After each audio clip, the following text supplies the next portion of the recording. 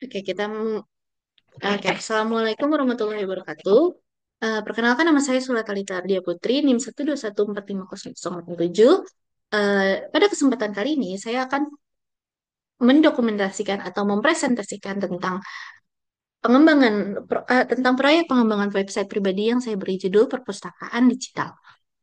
Website ini saya rancang untuk memudahkan saya dalam mengelola koleksi buku digital atau fisik pribadi saya. Tujuannya adalah menciptakan sistem yang terorganisir, mudah diakses, dan memungkinkan saya untuk melacak buku yang saya miliki, termasuk detail penulisnya. Ini adalah upaya saya untuk mengaplikasikan ilmu pemrograman web dalam solusi praktis. Latar belakang saya dalam membuat website ini adalah karena saya memiliki banyak buku. Bukunya tuh ada banyak. Aku nggak ingat ada berapa, tapi yang jelas ada banyak. Jadi, saya berharap website ini dapat membantu saya dalam mengelola buku-buku yang saya miliki, seperti buku-buku yang sudah ada di yang ada di rumah saya, seperti itu. Jadi nanti bisa dibuat listnya gitu. Oke, balik lagi ke web, tap, balik lagi ke tampilan websitenya. Di sini kita ada dua fitur yaitu lihat buku dan lihat penulis. Lihat buku di sini kita tinggal pencet lihat buku dan di sini ada banyak sekali buku-buku yang sudah saya input. Ya, kita tinggal tambah buku baru. Contohnya kita tulis saja Narnia di sini. Narnia. ISBN-nya kita lihat dulu di Gramedia karena saya jujur lupa. Ini oke, kita ini aja, kita copy paste di sini. Nih. Salah. Nah, kita copy paste di sini terus juga kita tinggal masukin ke ISBN-nya. Tahun terbitnya di tahun 2022. Kita tinggal masukin ke sini 2022, pilih penulisnya. Harusnya sih saya sudah masukin lo. Eh, oh, ini berarti belum ini. Kita ganti aja bukunya. Kita ganti ke Ziggy Zabrowski itu. Oke, kita pergi hari ini teman saya, karena kebetulan saya punya bukunya. Kita tinggal ketik saja di sini. Kita pergi hari ini. Bye bye. ISBN-nya itu ada berapa? Hmm, tahun terbitnya 2021. ISBN-nya tinggal kita copy paste. Nah, nih 2021, pilih penulis. Penulisnya itu adalah Ziggy Zazia Zabriskie, yaitulah Ziggy Z. Nah, buku berhasil ditambahkan. Nah, di sini ada dah bukunya. Ini dia sudah masuk dia bukunya. Kita pergi hari ini. Wih! Terus kita bisa juga di sini tuh kita bisa ngapus juga loh buku-buku daftar buku-buku yang kita punya. Ada hilang kan? Oke, oke. Saya sudah mendemonstrasikan tentang buku-buku ini, lalu saya akan pindah ke bagian penulis. Penulis ini ada beberapa penulis yang sudah saya masukkan, kayak ada banyak juga. Ya kan, ada banyak juga. Nah, kita bisa juga nambahin penulisnya. Tambah penulis, nama penulisnya misalnya siapa? C.S. Lewis.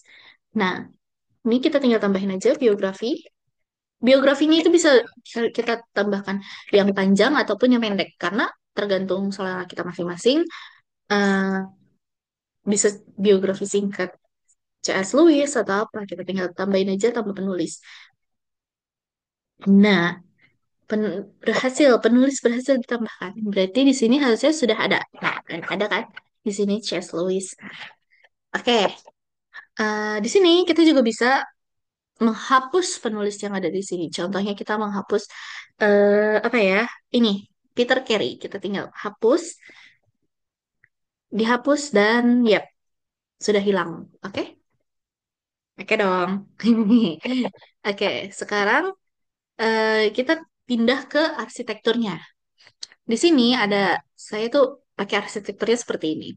Arsitektur dari itu ya, apa dari website saya. Nah, di sini front end-nya saya itu pakainya React.js. Mana front end-nya? Oh, ini dia. Iya, ini front end-nya saya pakai React.js. Ini adalah bagian yang Anda lihat dan interaksikan melalui browser. Yang kayak tadi tuh, tampilan awalnya. Nah, ya itu dia. React bertanggung jawab antar muka pengguna yang responsif, intuitif, dan dinamis. Sedangkan backendnya ini, saya menggunakan framework piramid dengan bahasa pemrograman Python. Backend ini bertugas untuk menangani seluruh logika bisnis aplikasi seperti bagaimana data buku dan penulis disimpan atau diambil, serta berinteraksi langsung dengan database PostgreSQL. Komunikasi antara front-end dan back-end terjadi secara mulus melalui API RESTful. Ya, karena ada ini, jadi semuanya bisa mulus. Yippee! Oke, untuk tampilan responsif dan UI UX-nya, oke, kita balik ke sini. Karena saya buat ini di local host dan belum dipindahkan ke website yang berbayar, apa sih? Ya pokoknya untuk itu, untuk membuat website secara langsung.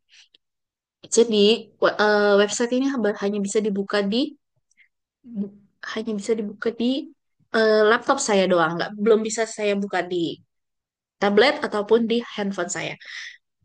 Karena setahu saya local host itu cuma bisa dibuka di laptop. Iya, seperti itu.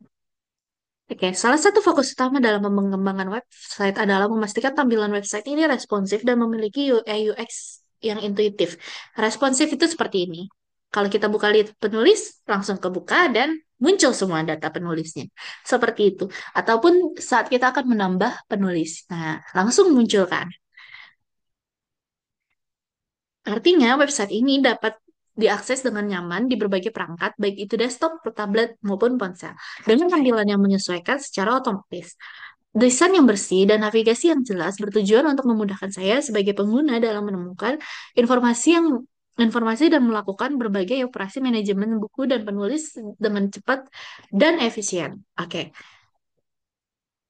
sebagai kesimpulan, sebagai kesimpulan, website perpustakaan digital pribadi ini telah menjadi alat yang efektif bagi saya untuk mengelola koleksi buku dengan fitur CRUD yang lengkap dan memiliki arsitektur yang modular. Website ini memiliki potensi besar untuk dikembangkan lebih lanjut di masa depan sesuai dengan kebutuhan pribadi saya. Tentu saja selama proses pengembangan web proyek ini, saya menghadapi beberapa tantangan yang cukup signifikan. Salah satu yang paling menantang adalah oke. Salah satu yang paling menantang adalah saat saya saat saya membuat bukan membuat sih.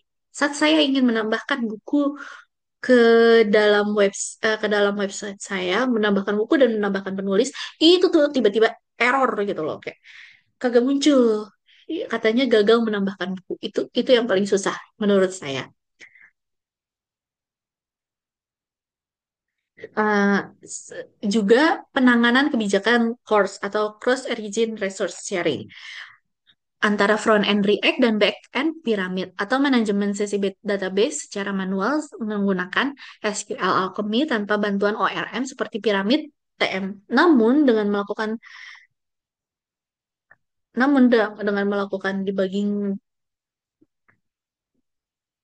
eh, namun dengan implementasi add course headers sebagai subscriber di piramid yang menangani permintaan option secara eksplisit atau penggunaan session maker secara hati-hati dan memastikan session dot close dipanggil di finally block, masalah-masalah tersebut berhasil saya atasi. Terima kasih atas perhatiannya. Semoga video ini dapat memberikan gambaran yang jelas mengenai proyek perpustakaan digital yang saya kembangkan. Terima kasih. Wassalamualaikum warahmatullahi wabarakatuh.